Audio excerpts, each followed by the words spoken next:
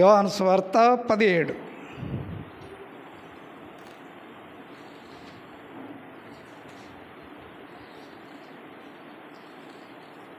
యోహాను సువార్త 17.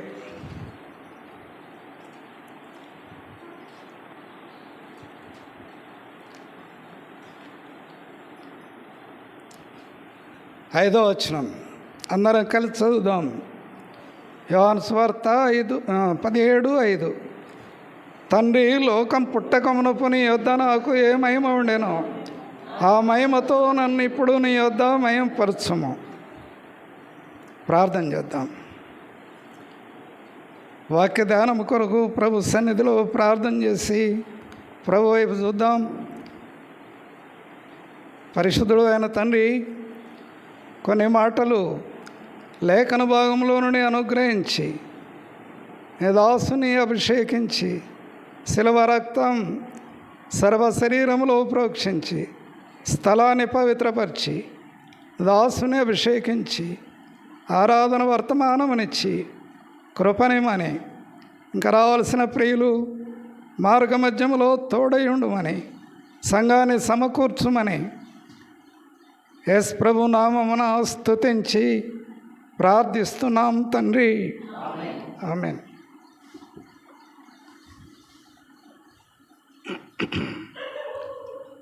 యెషయా గ్రంథం 43 7వ వచనం చదవండి ఒకరు. నా మహిమ నిమిత్తము నేను సృజించిన వారిని, నా నామము పెట్టబడిన వారిని తెప్పించుము అన్నాడు అనమాట. కాబట్టి యెషయా గ్రంథం 43:7లో నా నామము పెట్టబడిన వారిని అని అంటున్నాడు అనమాట. వారిని తెప్పించమన్నాడు. నేనే వారిని కలుగజేస్తని, వారిని పుట్టించిన వాడని నేనే అని అంటాడు అనమాట. దేవుడు తన మహిమ కొరకు మనల్ని పుట్టించాడు. సరే, మన జన్మ వృత్తాంతం ఎలా ఉంది? ఆదికాండం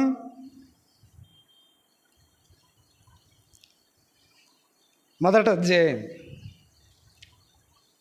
26వ వచనం అండి. ఆదికాండం 1వ అధ్యాయం 26వ వచనం. దేవుడు తన స్వరూపమందు తన పోలిక చొప్పున, మన స్వరూపం మన పోలిక నరులను చేయాలనుకున్నాడు. దేవుని ఆలోచన వచ్చింది. కాబట్టి మానవుడు దేవుని స్వరూపం, దేవుని పోలిక. అలా మానవుని దేవుడు సృజించాడు. సరే, 2వ అధ్యాయం ఆదికాండం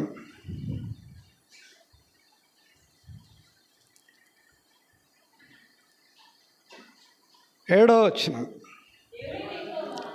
దేవుడైన యెహోవా నేల మట్టితో నరుని నిర్మించి వాని నాసికారంధ్రములలో జీవవాయువును ఊదగా నరుడు జీవాత్మ అయ్యాడు.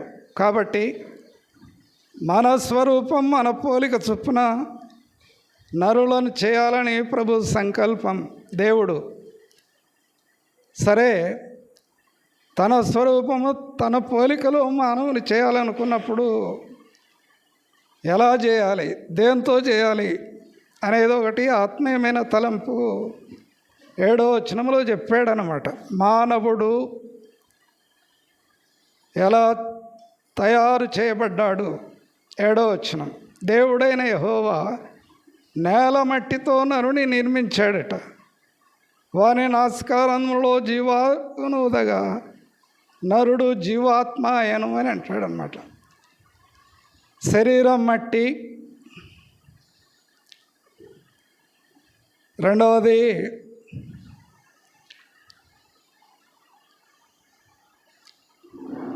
జీవవాయువును ఉదగా నరుడు జీవాత్మ అయను. వాయువు ప్రాణం వచ్చింది, ఆత్మ కూడా ఉంది.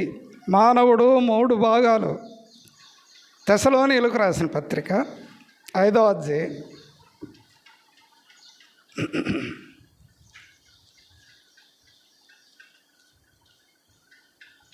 5వ అధ్యాయం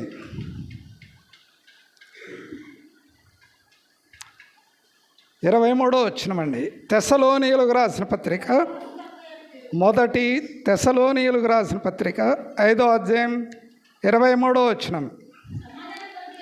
సమాధానకర్తయగు దేవుడు మిమ్మును సంపూర్ణంగా పరిశుద్ధపరచునుగాక, మీ ఆత్మయు జీవమును శరీరమును ప్రభు అయిన యేసుక్రీస్తు రాకడయందు నిందారహితముగాను సంపూర్ణముగా ఉండునట్టు కాపాడబడునుగాక అని అన్నాడు అనమాట. మానవుడు ఎన్ని భాగాలు చెప్పండి ఇప్పుడు? 1 శరీరం, 2వది జీవం, 3వది ఆత్మ. సంపూర్ణంగా కాపాడబడాలి. ఏమైంది మరి? మానవుడు ఏమయ్యాడు అనేది. మానవుడు దేవుని సృష్టి. దేవుడు తన స్వరూపంలో మానవుని చేశాడు. నాసికారంధ్రంలో జీవాత్మను ఉదగా నరుడు జీవము గల ప్రాణి అయ్యాడు. సరే, ఇప్పుడు జీవాత్మ ఉంది, శరీరం ఉంది, 3 భాగాలు కాపాడబడాలి. కానీ తలంపు ఏంటంటే 3వ అధ్యాయంలో ఆజ్ఞను అతిక్రమించాడు మానవుడు. ఆజ్ఞాతిక్రమమే పాపం. ఇప్పుడు దేవునికి మహిమ ఎలా వస్తుంది? మానవుడు దేవుని మహిమపరచాలి, ఎలా వస్తుంది? యోహాను పత్రిక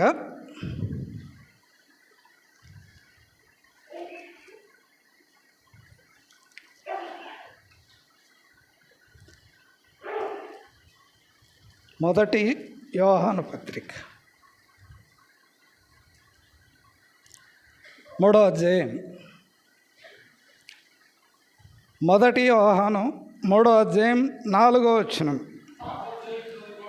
పాపము చేయు ప్రతివాడును ఆజ్ఞ అతిక్రమించును, ఆజ్ఞ అతిక్రమమే పాపము అని అంటున్నాడు అనమాట. పాపానికి కారణం ఏంటంటే ఆజ్ఞను అతిక్రమించుట. అవాదాములు ఏదేను దేవుని ఆజ్ఞను అతిక్రమించారు. వారి సంతానమైన మనము కూడా పాపలమయ్యాము. కారణం ఏంటంటే పాపబీజం, క్షయబీజం నుండి ఉద్భవించాం మనం. క్షయబీజం, ఆ బీజములో నుండి వచ్చాం మనం. పాపము వలన వచ్చు జీతం మరణం. పాపి అయిన మానవుడు దేవుని ఏ రీతిగా మయంపరచగలడు అనేది ఒక తలంపు. అన్నారా? దేవుడు మానవులు చేశాడు. తలంపు ఏంటంటే మానవుడు దేవుని చేస్తున్నాడు. సరే, ఈ సంగతి అలా పెట్టండి. తన స్వరూపం, తన పోలిక, తన మహిమ కొరకు మానవుని సృజించాడు.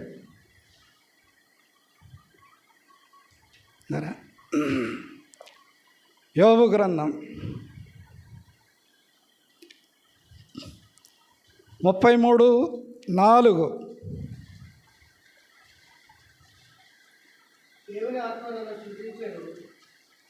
యోబుకు అర్థమైంది.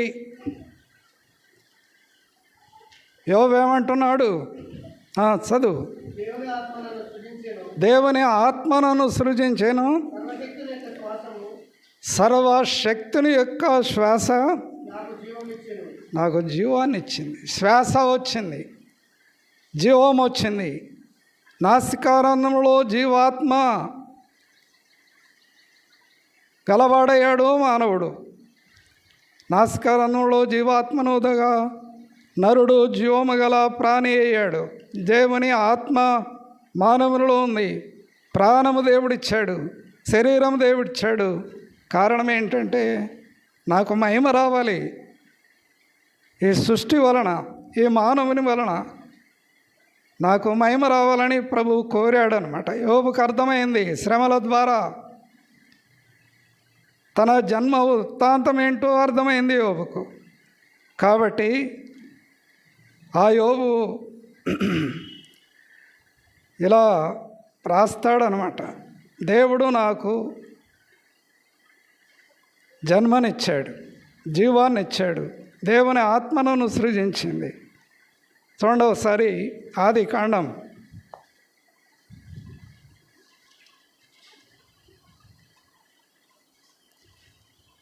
1వ అధ్యాయం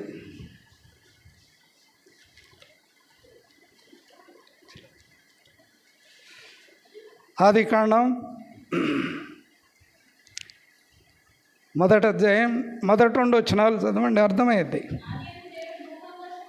ఆదియందు దేవుడు భూమి ఆకాశమును సృజించెను, భూమి నిరాకారము శూన్యముగా ఉండెను అని అంటాడనమాట. ఆదియందు దేవుడు భూమి ఆకాశాలు సృజించాడు. కారణం దేనికి? మానవుని కొరకు. భూమి ఎవరి కొరకు? ఆకాశం ఎవరి కొరకు? ఎందుకు సృజించాడు? మానవుని కంటే ముందుగా సృష్టి, జగత్తుత్పత్తి ఎలాగ జరిగింది? ఆదియందు దేవుడు భూమి ఆకాశమును సృజించాడు. ఎవరి కొరకు భూమి? ఎవరి కొరకు ఆకాశం? భూమి నిరాకారము శూన్యముగా ఉన్నది. శూన్యములో సృష్టిని దేవుడు కలగజేశాడు మహత్తు గల మాట చేత. హెబ్రీయులకు రాసిన పత్రిక 1వ అధ్యాయం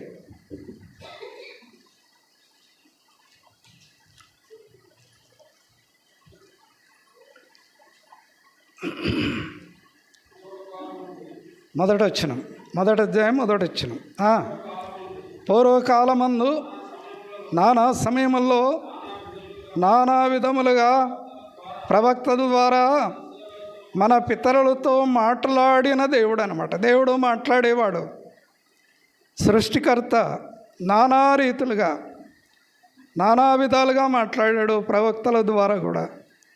ఆయన కార్యాలు నానా విధాలు. దేవుడు మానవుని కొరకు నానావిధ కార్యాలు జరిగించాడు. రకరకాలుగా దేవుడు మానవుని కొరకు ప్రయత్నాలు కలిగి ఉన్నాడు. మిగతా భాగం చదవండి. అదే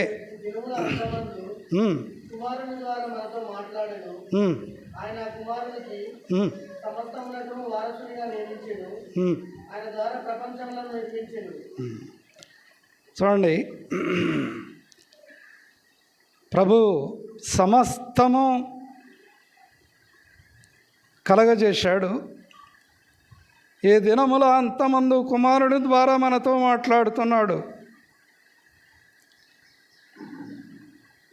3-4 వచనాల్లో మధ్య భాగం ఉంటుంది. తన మహత్తు గల మాట చేత సమస్తమును నిర్వహించాడు. అర్థమైందా? సమస్తమును నిర్వహించాడు. మహత్తు గల మాట ద్వారా మానవుని చేయలేదు, స్వస్థాలతో మానవుని నిర్మించాడు. ఓ మట్టిని తీసుకున్నాడు, బొమ్మను చేశాడు, నమస్కారంలో జీవాత్మను ఊదాడు, జీవము గల ప్రాణి అయ్యాడు. దేవుని యొక్క ప్రేమ హస్తములను ఏర్పరితనం మానవుని యొక్క శరీరం.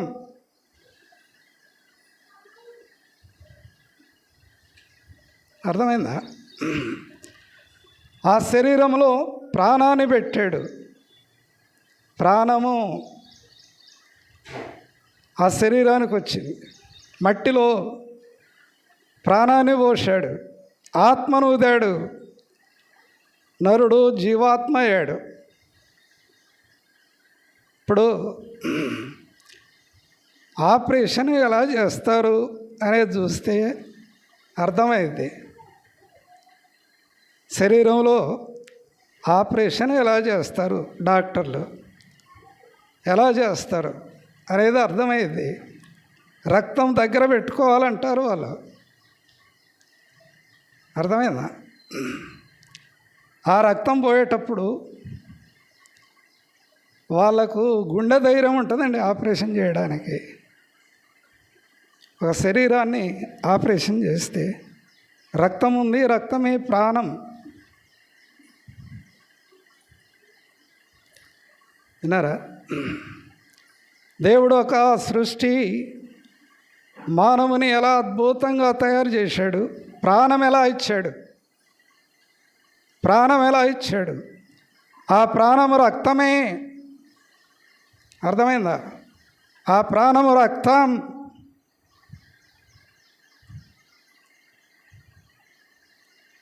ఆత్మ ఏమైంది, ప్రాణం ఏమైంది, శరీరం ఏమైంది? మత్తు వచ్చింది మానవునికి. ఎలా వచ్చింది?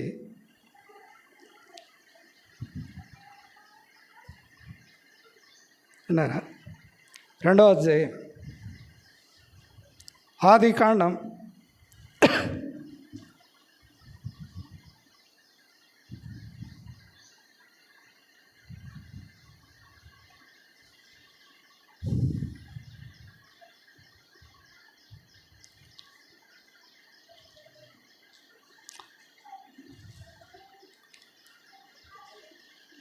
ఆదాముకు దేవుడు గాఢ నిద్ర కలగజేశాడట. ఏం కలగజేశాడు? గాఢ నిద్ర అంటే మత్తిచ్చాడు. దేవుడైన యెహోవా ఆదాముకు గాఢ నిద్ర కలగజేశాడు. గాఢ నిద్ర ఎందుకు వస్తుందమ్మా? డాక్టర్లు చెప్పండి రా పిల్లలు, గాఢ నిద్ర ఎందుకు వస్తుంది? ఏమిస్తే వస్తుంది? రాత్రి చూశాను అది ఎలా వస్తుందో అని.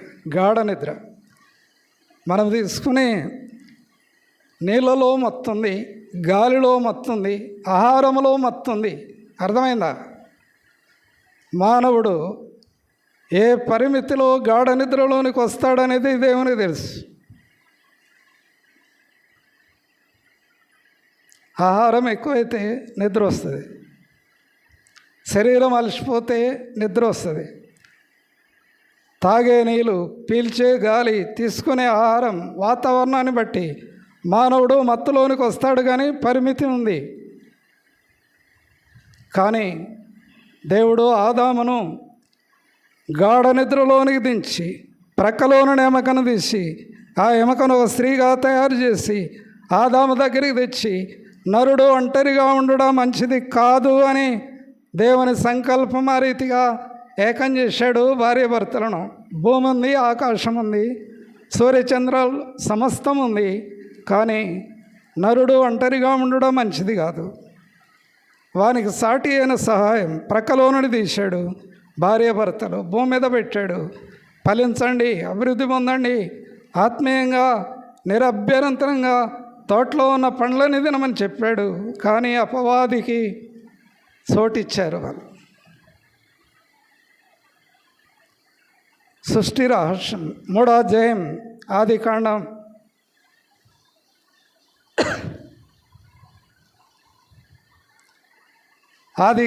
3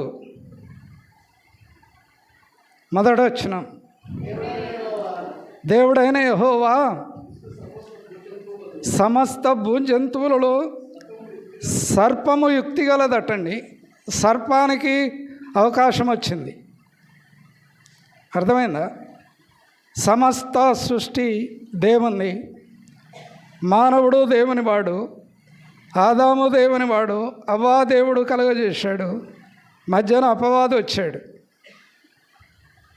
దేవుని సృష్టిని పాడు చేయడానికి, మానవుల దేవునికి దూరం చేయడానికి, తన వైపు మానవుల మళ్లించుకోవడానికి అపవాది తంత్రాలు చాలా విచిత్రంగా ఉంటాయి. రెండవసారి ఎఫెసీయులకు రాసిన పత్రిక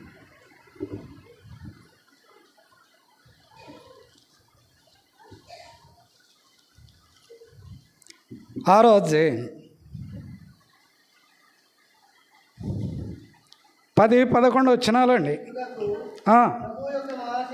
ప్రభు యొక్క మహాశక్తిని బట్టి ఎందుకు ఉండలేకపోయారు మానవులు?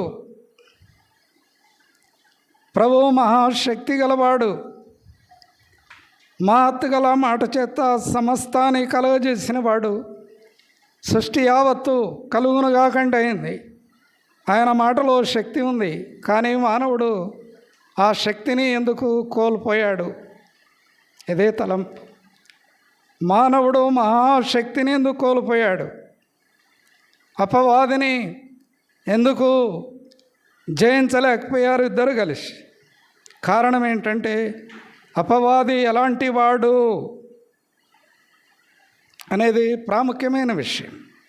6వ అధ్యాయం ఎఫెసీ 6:11. అపవాది తంత్రములను ఎదిరించుటకు శక్తిమంతులగునట్టు దేవుడిచ్చు సర్వాంగ కవచము ధరించుకోమన్నాడు ప్రభు. అపవాది తంత్రాలు ఎదిరించడానికి అపవాదికి చోటు ఇచ్చారు. పాపానికి దారి ఏర్పడింది. అవాదాములను బట్టి భూలోకములో అందరూ కూడా చెడిపోయారు. వారి సంతానమైన మనం, మొదటి ఆదాం, వారి సంతానమైన మనం కూడా ఆ బీజము నుండి వచ్చాము కాబట్టి మనము కూడా కోవకు చెందిన వారం. కానీ దేవుని కృపను బట్టి ఈనాడు మానవుడు మరలా దేవుడెవరు, దేవుణ్ణి ఎలా తెలుసుకోవాలి, దేవుని మార్గాలు ఏంటి, దేవుని కార్యాలు ఏంటి, దేవుడు ఎలాంటి కార్యాలు చేస్తాడు ఇప్పుడు అర్థమైంది. కాలం పరిపూర్ణమైనప్పుడు దేవుడు తన కుమారుడిని పంపాడు లోకానికి. అపవాది తంత్రాలు చాలా విచిత్రంగా ఉంటాయి. అపవాది శక్తిని బంధించి తిరిగి తన సృష్టిని లేక మానవులు రక్షించుకోవడానికి ప్రభు లోకానికి వచ్చాడు. దేవునికి రావాలి ఏమైనా.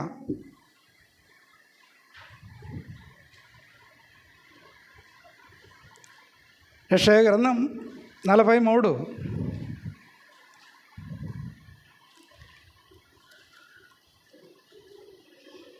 7వ వచనం. నా మహిమ నిమిత్తము దేని కొరకు సృజించాడు మానవుని? తన మహిమ కొరకట. కారణం దేవుని మహిమ కొరకండి మనం సృజించబడింది. దేవుని సృష్టి మనం. దేవుడు ఒక సంకల్పము కలిగి ఉన్నాడు మన విషయమై. దేవుని ఆశీర్వాదం పొందాలని తన మహిమ కొరకు మనలో సృజించాడు. నా మహిమను ఇతరులకు ఇచ్చువాడను కాను అని ప్రభు సెలవిచ్చాడు.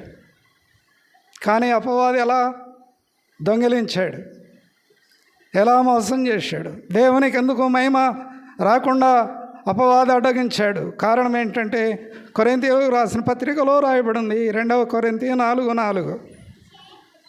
ఒకసారి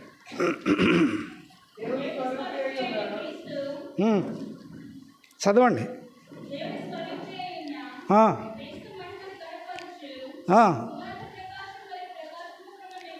దేవుని స్వరూపి అట. ఎవరు దేవుని స్వరూపి? యేసు ప్రభు. దేవుని రూపం ఏంటి?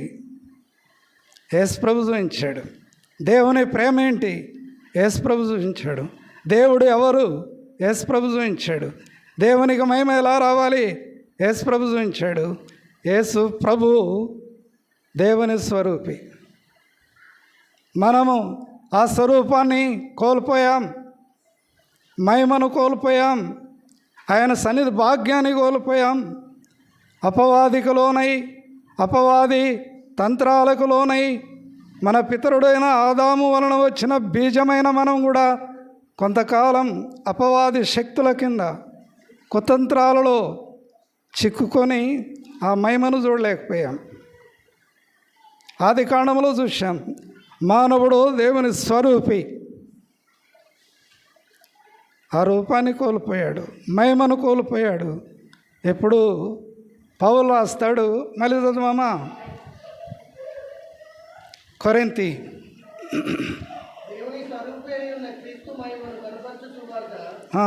ప్రకాశము వారికి ప్రకాశింపకుండా నిమిత్తము యుగ సంబంధమైన దేవత అవిశ్వాసులైన వారి మనోనేత్రములకు గుడ్డితనము కలుగచేసెను. చాలా దేవుని స్వరూపి అయిన క్రీస్తట. దేవుని స్వరూపం ఎవరు అంటే యేసు ప్రభు. ఆయన రూపమేంటి, స్వరూపమేంటి, దేవుని స్వరూపమేంటి, ఆయన రూపమేంటి, ఎలా ఉన్నాడు దేవుడు, ఆ రూపం ఎలా చిత్రీకరించాడు పరిశుద్ధాత్ముడు, దేవుని స్వరూపం ఎలా చిత్రీకరించాడు, ఆ దృశ్యాన్ని బైబిల్లో ఎలా చూపించాడు, దేవుని స్వరూపం ఎలాగుంది. మనము ఒకప్పుడు దేవుని స్వరూపం, మన పితరుడు ఆదాం రూపాన్ని కోల్పోయాడు. దేవుని స్వరూపం ఎలాంటిది, ఆ రూపం ఏంటి, యోహాను పత్రికలో రాస్తాడు. దేవుడు ఏ స్వరూపేట, అదనమాట. దేవుని రూపం ఎలాంటిది, దేవుడు ఎవరు, దేవుని స్వరూపం ఏంటి, క్రీస్తులో కనబడుద్ది. అర్థమైందా? రెండవసారి పత్రిక, యోహాను పత్రిక.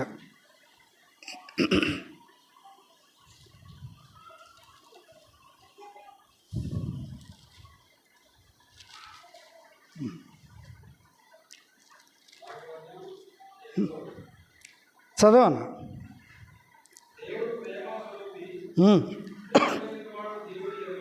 చాలా. దేవుడు ఏ స్వరూపండి చెప్పండి ఒకసారి. ప్రేమ అయి ఉన్నాడు అనేది ఆ రూపం, ప్రేమ స్వరూపి. దేవుడు ఎవరంటే ప్రేమ స్వరూపి. అది ఎలా నిర్ధారణ అయింది అనేది ఆత్మీయంగా రూపము, ప్రేమ స్వరూపం దేవుడు. ప్రేమ లేనివాడు దేవుణ్ణి ఎరగడు. ఆదాము దేవుని రూపాన్ని కోల్పోయాడు, దేవునికి దూరం అయ్యాడు, తన సంతానం నరాంతకుడయ్యాడు. అర్థమైందా? కారణం పాపం. పాపం రుణవచ్చు జీతం ఏంటి చెప్పండి ఒకసారి, మరణం. దేవుడు ప్రేమ స్వరూపి.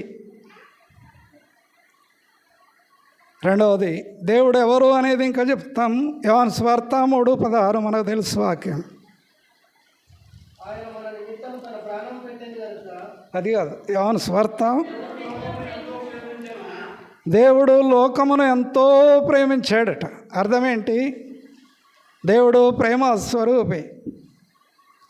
దేవుడు అంటే ఎవరికి అర్థం కానప్పుడు క్రీస్తు లోకానికి వచ్చాడు. ప్రవక్తల ద్వారా నానా రీతులుగా మాట్లాడుతూ వచ్చాడు. కానీ అంత్య దినాలలో దేవుడు ఎవరు, దేవుని ప్రేమ ఎలాంటిది, ఆ ప్రేమ వలన కలిగే ప్రతిఫలం ఏంటి, ఆ ప్రేమను ఏ రూపంలో చూపించాలనేది దేవుని సంకల్పం. మానవుని ఎడల దేవుడు ప్రేమ కలిగి ఉన్నాడు.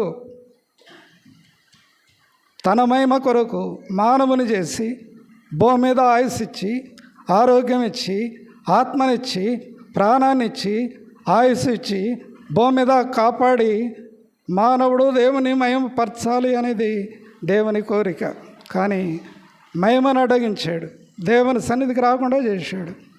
దేవుని మహిమను దొంగిలించాలని ప్రయత్నం చేశాడు అపవాది. ఇప్పుడు దేవుడు మానవుడిని ఎలా ప్రేమించాడు అని అంటే, దేవుడు ప్రేమ స్వరూపి. ఎలా చెప్పగలం? ఎఫెసీయులకు రాసిన పత్రిక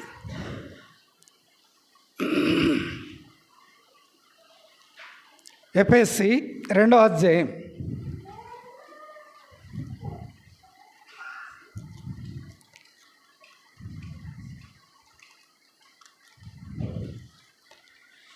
1వ మాట చెప్తాడు అపొస్తలుడైన పౌలు.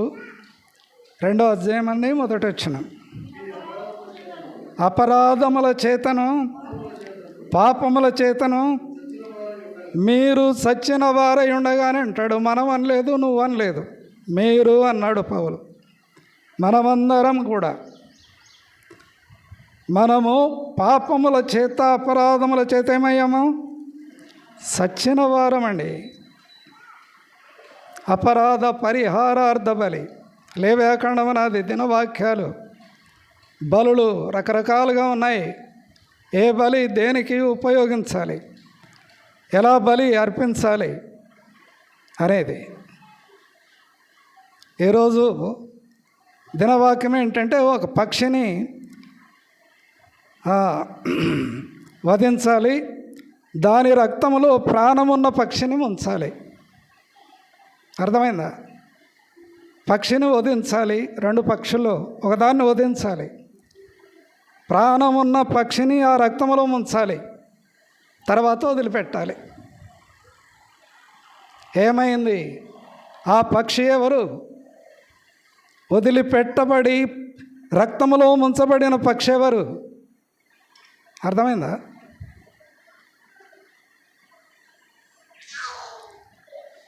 రక్తము చిందించకుండా పాపానికి క్షమాపణ కలగదు. ఎఫెసీ 2వ అధ్యాయం.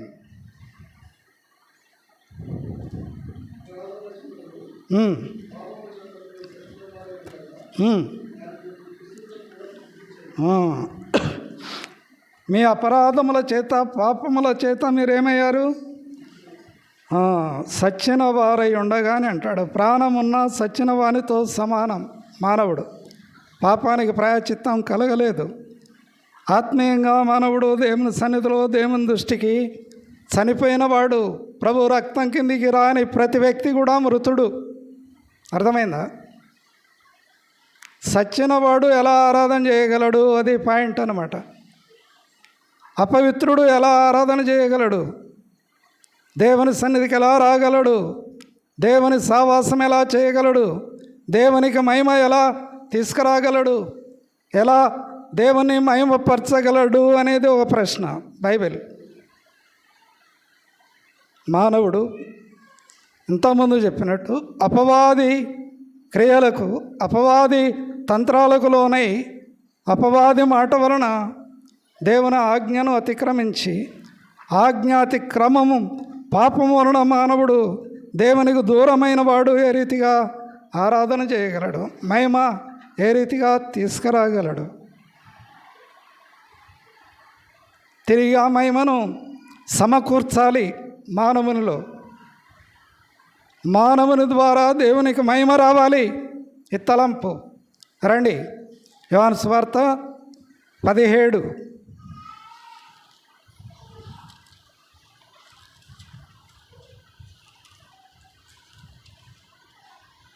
యోహాను 17 అండి. తండ్రి లోకం పుట్టక మునుపు ఎవరికి ఉంది? యేసు ప్రభు వారికి ఎప్పుడుంది మహిమ? లోకం పుట్టక మునుపు ఉంది. మనము క్రీస్తులో లోకం పుట్టక మునుపే ఉన్నాం. పౌలు రాస్తాడు, క్రీస్తులో మనం ఉన్నామండి. లోకం పుట్టక మునుపు ఆయన సంకల్పములో ఉన్నాం. ఆయన పిల్లలం. ఒకనాడు భూమి మీద జనిస్తాం, మనకు రక్షణ కలుగుద్ది. మనము తన ప్రేమను ఎరిగిన వారమై దేవుని మార్గంలోనికి వస్తామని ప్రభు ముందుగానే ఎరిగినాడు. అందుకే ఈనాడు ఇక్కడ ఉన్నాం మనం. రండి ఒకసారి.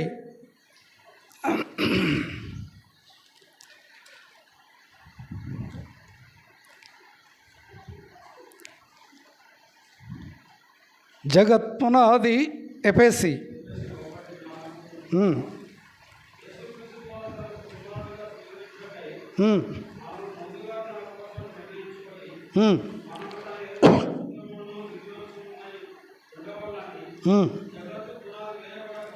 జగత్పునాది వేయబడక మునుపే ప్రేమ చేత క్రీస్తులో మనలో ఏర్పాటు చేసుకున్నాడు. అప్పుడే ఉన్నాం ఆయన సంకల్పములో, ఆయన చిత్తములో ఉన్నాం, ఆయనలో మనం ఉన్నాం. ఆయన మన కొరకు ఆనాడే ప్రణాళిక కలిగి ఉన్నాడు. దేవుని మహిమ, దేవుని స్వరూపం క్రీస్తు యేసు ప్రభు. కానీ నిర్ణయ కాలములో, కాలము సంపూర్ణమైనప్పుడు దేవుడు తన కుమారుని భూలోకానికి పంపి పడిపోయిన మానవుడు, పతనమైన మానవుడు దూరమైన మానవుడు ఆత్మ ఆ యొక్క క్షయాధీన స్థితిలో ఉన్నప్పుడు, ప్రాణము కూడా రోగానికి గురైనప్పుడు మానవుడు చిత్రహింసలకు గురయ్యాడు. అపవాది వలన నలగొట్టబడి మానవుడు. అర్థమైందా? యేసు ప్రభు వచ్చేసరికి కుష్ఠరోగులు, గుడ్డివారు, కుంటివారు, అంగహీనులు, మూగవారు, చెవిటివారు. అర్థమైందా? ఎలా ప్రభు తన ప్రేమను వెల్లడి చేశాడు. రోమీయులకు రాసిన పత్రిక 5వ అధ్యాయం, రోమా 5 అండి 8వ వచనం. దేవుడు మన ఎడల తన ప్రేమను వెల్లడి చేశాడండి. ప్రేమ స్వరూపి ఆయన యేసు ప్రభు. దేవుడు ప్రేమ స్వరూపి. యేసు ప్రభు తండ్రి దగ్గర ఉన్నాడు. పరలోకం నుంచి భూలోకానికి ఆయనను భూలోకానికి పంపాడు. అర్థమయ్యే భాషలో చెప్తున్నాను. దేవుడు మన ఎడల తన ప్రేమను వెల్లడిపరుస్తున్నాడు. ఎట్లనగా మనం ఇంకనూ పాపలమై ఉండగా క్రీస్తు మన కొరకు చనిపోయాడండి. ఇంతకుముందు పక్షిని చెప్పాను. పక్షి యొక్క రక్తాన్ని చిందించి వేరే పక్షిని ఆ పక్షి యొక్క రక్తంలో ముంచి వదిలిపెడితే అది ప్రాయచిత్తమైంది మానవుని కొరకు. సూచనప్రాయంగా ధర్మశాస్త్రంలో రాయబడిన ఆ లేఖన భాగం అలా ఉంది. రక్తము చిందించకుండా పాపానికి క్షమాపణ కలగదు. ప్రతి రక్తం ప్రభు వచ్చేంత వరకు పాపాన్ని కప్పిపెట్టింది, కానీ పూర్తిగా ఎత్తివేయలేదు. పాపం అంటే ఏంటో ధర్మశాస్త్రం చూపించింది. దానికి రావలసిన శిక్ష ఏంటో ధర్మశాస్త్రం చూపించింది. విన్నారా? బలులన్నీ కూడా పాపాన్ని కప్పిపెట్టాయి, కానీ పాపాన్ని పరిపూర్ణంగా ఎత్తివేయడానికి, తీసివేయడానికి, ఆ పాపపత్రం మానవుని లేకుండా కొట్టివేయడానికి పరలోకం నుంచి భూలోకానికి ప్రభు ఈ లోకానికి వచ్చాడు. దుష్టలోకానికి వచ్చాడు ప్రభు. పాపలోకానికి వచ్చాడు. తీతుకు రాసేటప్పుడు లోకమంతా కూడా దుష్టుని యందు పడి ఉందని అంటాడు అనమాట. అలాంటి లోకానికి వచ్చాడు ప్రభు. ప్రభు లోకానికి వచ్చి శిలువలో ప్రాణం పెట్టాడు. ఆఖరి బొట్టు వరకు రక్తాన్ని చిందించాడు. ఆ రక్తము ద్వారా మానవునికి పాపానికి క్షమాపణ కలిగింది. అందుకే ఇక్కడ రాస్తాడు, ఇంకనూ పాపలమై ఉండగా క్రీస్తు మన కొరకు చనిపోయాడండి. ఆయన రక్తం వలన మన పాపానికి క్షమాపణ కలిగింది. క్రీస్తు రక్తం ప్రతి పాపము నుండి మానవుని ఏం చేసింది? కడిగి పవిత్రపరిచింది. ఈనాడు దేవుని పిల్లలమయ్యాం. ఆ రక్తములో ఉన్న శక్తిని బట్టి, ప్రేమ ఆకర్షణను బట్టి పాపాన్ని ఒప్పింపజేసి సువార్తనే కృపావరము ద్వారా మనకు కలిగింది ప్రభు సన్నిధి భాగ్యం. ఆయన దగ్గరికి వెళ్ళి పాపాలు ఒప్పుకొని ప్రభు రక్తము ద్వారా కడగబడి పవిత్రపరచబడి మన మనస్సాక్షి శుద్ధీకరించబడింది. ఈనాడు నా పిల్లలు నా దగ్గరకు వచ్చి ఆరాధన చేయాలి. ఇది ప్రభు సంకల్పం. నేను వారిని సృజించాను. నిర్ణయ కాలంలో నీవు నేను రక్షించబడి దేవుని పిల్లలమయ్యాను. అర్థమైందా?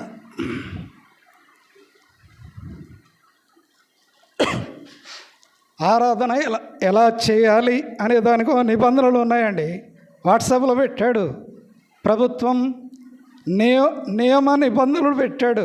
ఆరాధన ఎలా చేయాలి, దేవుని ఎలా పూజించాలి, ఎలా దేవుని హైలైట్ చేయాలి, సంతోషించాలి, వాట్సాప్లో పెట్టాడు ఆయన. ఎవరు ఎలా, దానికి ఒక పద్ధతి ఉంది. పద్ధతి అతిక్రమిస్తే అరెస్ట్ చేస్తారు. మర్మంగా చెప్తున్నాను. తలంపు ఏంటంటే దేవుడు ఎవరు, ఎలా ఆరాధన చేయాలి, ఆ దేవుడు ఏమని పిలువబడుతున్నాడు, మన దేవుడు అనేది విన్నారా?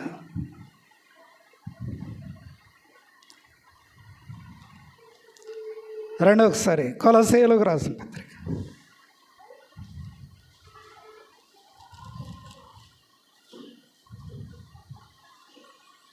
కొలస్సీ 2వ అధ్యాయం 13వ వచనమండి. అపరాధముల వలనను శరీరమందు సున్నతికి పొందకుండుట వలనను మీరు మృతులై ఉండగా దేవుడు రాతరూపకమైన ఆజ్ఞల వలన మన మీద రుణముగాను మనకు విరోధముగా ఉండిన పత్రమును మేకులతో కొట్టి అనే మాట రాస్తాడనమాట. మన మీద రుణముగా ఉన్న పత్రమును మేకులతో సిలువలో కొట్టి దాన్ని అడ్డము లేకుండా ఎత్తివేశాడండి. మరలా కనబడకుండా అగాధమనే సముద్రంలో పాపపత్రాన్ని పడవేశాడు, అడ్డం లేకుండా ఎత్తివేశాడు. కనబడదు ఎక్కడ. ఇప్పుడు ప్రభువు రక్తం వలన కడగబడ్డాం మనం, క్రీస్తు పిల్లలమయ్యాం. ఒకప్పుడైతే అపవాది తంత్రాల వలన, అపవాది మోసం వలన, అపవాది మరి కుయుక్తి వలన దేవునికి దూరమైన మానవుల తిరిగి రక్షించుకోవడానికి ప్రభు ఇలాంటి కార్యం చేశాడని బైబిల్ చెప్తున్నప్పుడు మన వరుసలో మనం ప్రభువు నమ్మి ప్రభువునందు విశ్వాసం ఉంచి ఈనాడు హోరేబులో ఆరాధన చేయడానికి, దేవుని కృపను బట్టి ఆరాధన చేయడానికి వచ్చాం మనం. దేవునికి మహిమ దేవాలి. నా మహిమ కొరకు నేను నిన్ను సృజించాను బిడ్డ. నా మహిమను ఇతరులకు ఇచ్చేవాడిని కాదు, ఆ మహిమ నాకు రావాలి. అదే సమయంలో నన్ను ఆరాధన చేస్తున్నప్పుడు నిన్ను నేను మహిమపరుస్తాను. అర్థమైందా?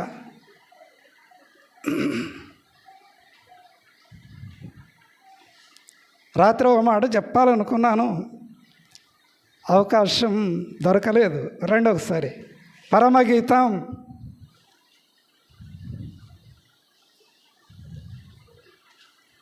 3వ అధ్యాయం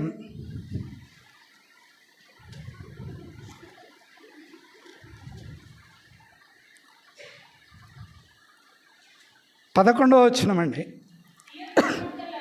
సియోను కుమార్తెలారా వేంచేయుడి, కిరీటమును ధరించిన సొలొమోను రాజును చూడి. వివాహ దినమున అతని తల్లి అతనికి పెట్టిన కిరీటమును చూడి. ఆ దినము అతనికి బహు సంతోషకరం. కిరీటం తల మీద ఉంటుంది. కిరీటం ఎక్కడ ఉండదు చెప్పండి ఒకసారి? తల మీద ఉంటుంది. తల మీద కిరీటం అండి. ఆ కిరీటాన్ని కాపాడుకోవాలి మానవుడు, లేకపోతే పడిపోద్ది. అర్థమైందా? తల మీద ఉన్న కిరీటాన్ని మానవుడు కాపాడుకోవాలి, లేకపోతే పడిపోయే అవకాశం ఉంది. లోకంలో ఎన్ని కిరీటాలు పడిపోలేదు, నేలపాలు కాలేదు.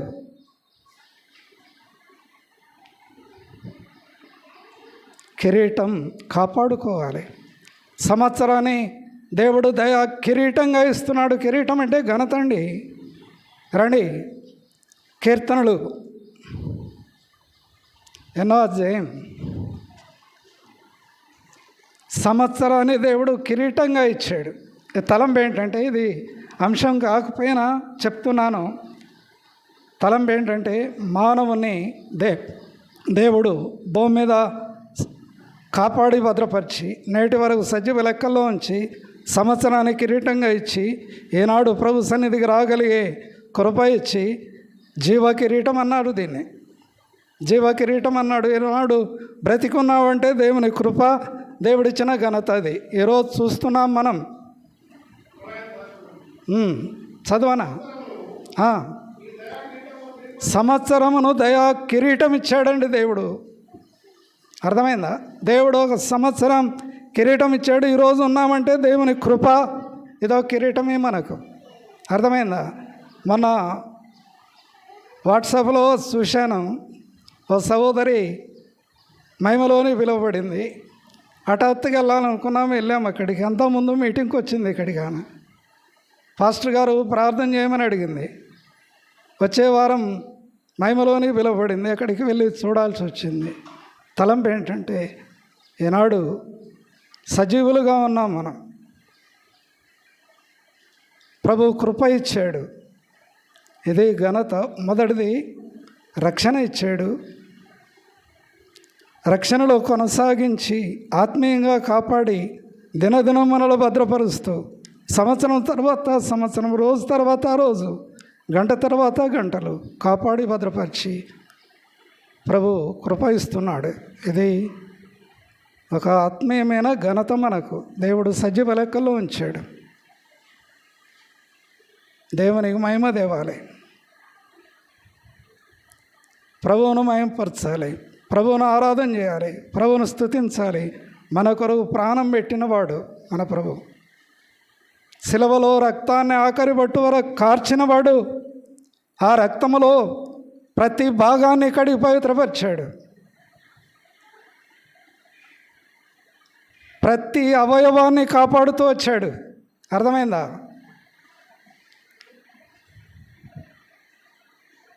మొన్న ఒక ఊరికి వెళ్ళాను, నడవలేకపోతుంది, కట్టె పట్టుకొని నడుస్తుంది. కారణం ఏంటంటే 7 లక్షల ఖర్చు అయింది, మోకాలకు ఆపరేషన్ అయింది, నడవలేకపోతుంది. మోకాలు విలువ సర్వ శరీరం ప్రతి అవయవాన్ని కాపాడి భద్రపరిచి సజీవ లెక్కల్లో ఉంచి ఆరోగ్యం ఇచ్చి ఆశీర్వాదమునిచ్చి భూమి మీద మనల్ని కాపాడి భద్రపరుస్తున్నాడంటే దేవుని కృప. ఈనాడు ఎలాగున్నామంటే, అంతేకాదు నిత్యజీవపు వరం ఇచ్చాడు ఆయన. రండి ఒకసారి ప్రకటన గ్రంథం ముగింపు.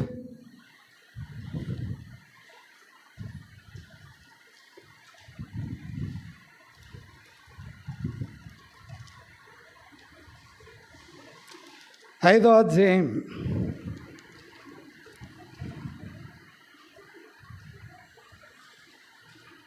ప్రకటన గ్రంథం 5వ అధ్యాయం అండి. ఇక్కడ ఆరాధన జరుగుతుంది. ఆ ఆరాధన శైలి ఎలా ఉంది, దేవునికి మహిమ ఎలా చెల్లిస్తున్నారు ఆ యొక్క సమాజం. 9వ వచనం, ప్రకటన 5:9. ఆ పెద్దలు ఆ గ్రంథమును తీసుకొని దాని ముద్రలు విప్పుటకు యోగ్యుడవు. అదండి తలంపు. వధించబడ్డాడు మన ప్రభు, వదకు తేపడ్డాడు. యెషయా గ్రంథంలో పూర్తిగా వధించబడ్డాడు మన ప్రభు మన కొరకు. కాబట్టి మిగతా భాగం, నీ రక్తం ఇచ్చి ప్రతి వంశంలోనూ నానా భాషను మాట్లాడు వారిలోనూ ప్రతి ప్రజలోనూ ప్రతి జనంలోనూ దేవుని కొరకు మనుషులను కొని మా దేవునికి వారిని ఒక రాజ్యముగాను యాజకులుగా చేసావు గనక భూలోకమందు ఏలుదురని కొత్త పాట పాడతారు. ఏ లోకములోనే.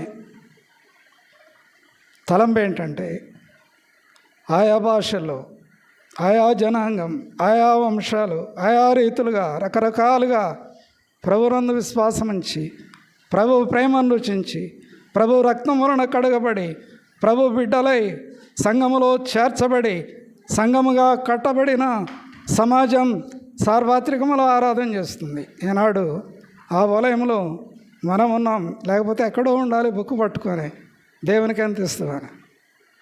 ఆ శైలి తలంబలా ఉంచండి. దేవుడు ప్రేమ స్వరూపి మనలో చేశాడు. ఆయన జీవాన్ని ఇచ్చాడు, ఆత్మనిచ్చాడు, రక్తాన్ని ఇచ్చాడు, క్షమాపణ ఇచ్చాడు, కడిగి పవిత్రపరిచి రాజులైన యాజక సమూహం, దేవుని సొత్తైన ప్రజలండి. రాజు కిరీటం ఉంటుంది. ఎంతోముందు చెప్పాను. పేతురు పత్రిక ముగింపు రండి ఒకసారి.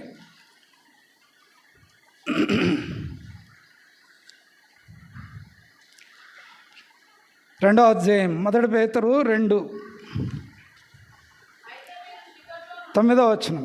8, 9.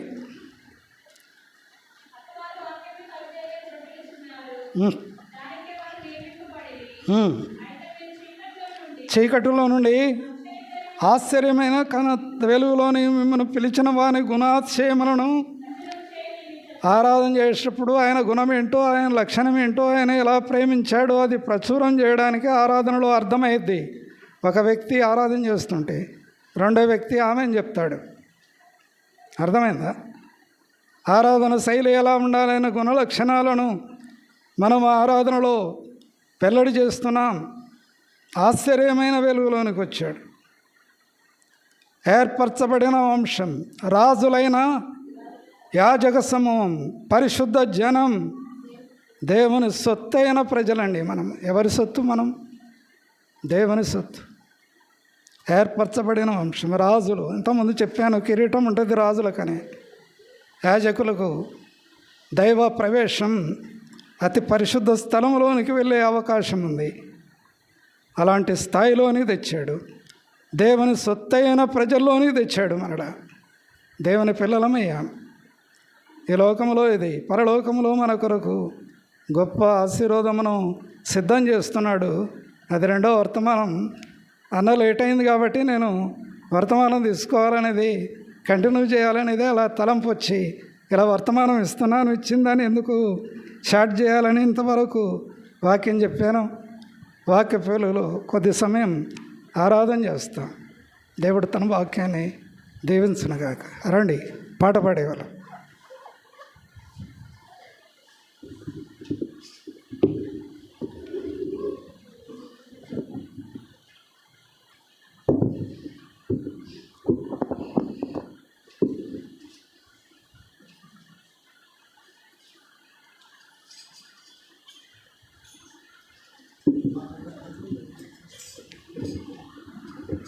అందరూ లేచిన పాట పాడు. సండే స్కూల్ పిల్లలు సండే స్కూల్కి వెళ్తారు.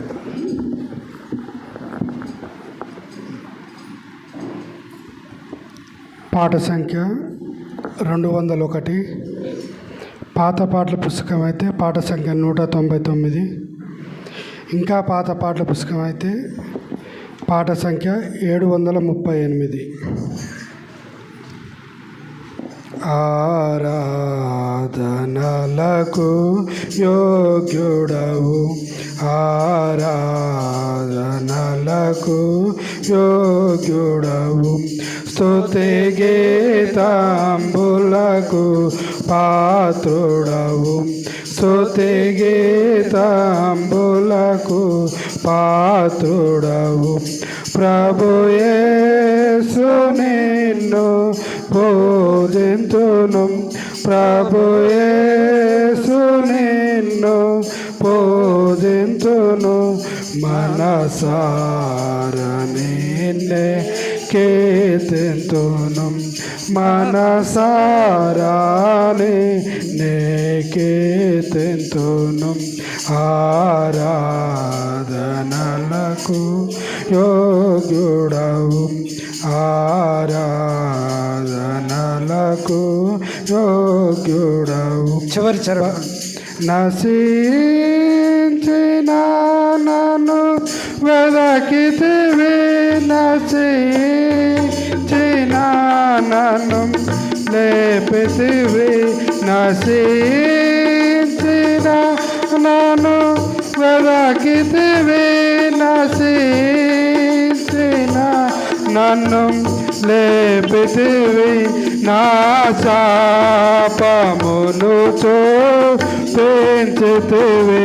నా శాపమును చూపించితివి, నీ శాంతముతో క్షమించితివి, నీ శాంతముతో క్షమించితివి. ఆరాధనలకు యోగ్యుడవు, ఆరాధనలకు యోగ్యుడవు, స్తుతి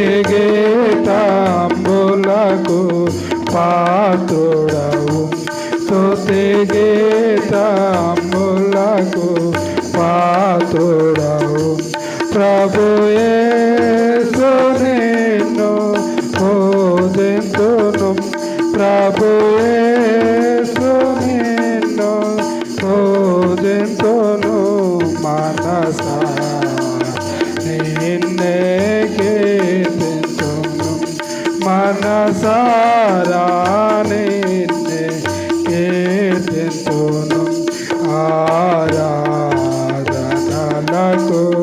యోగ్యుడవు ఆరాధనలకు